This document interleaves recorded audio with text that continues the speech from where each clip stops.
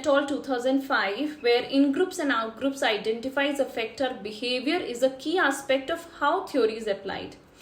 When one of our social identities becomes salient, it affects our behavior.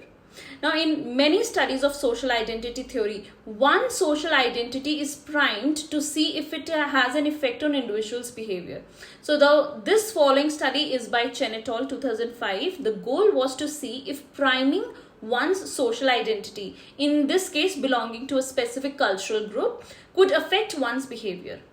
Now, the sample was made up of only 149 bicultural participants from a Singaporean university. The study was conducted online. The participants were randomly allocated to different conditions. First, the participants were primed in order to make either their Singaporean or their American identity more salient. That is, to make them more aware of their part of their identity. This was done by first showing them a collage of 12 photos that were representative of the culture. The images included famous buildings, brand names, the flag, and celebrities. After looking at the collage, they were then asked to write down as many of the items as they could remember.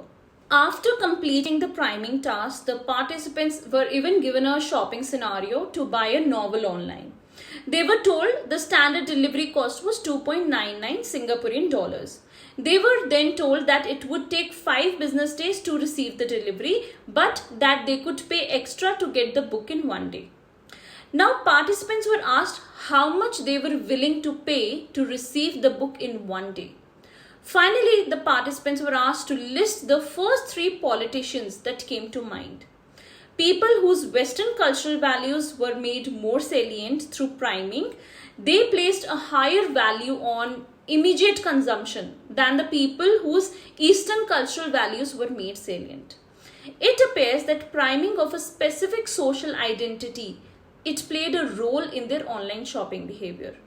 In both the cases, the participants listed politicians that were relevant to the culture that they had been primed for. This indicates that the priming had remained throughout the study and should discount individual differences between the groups.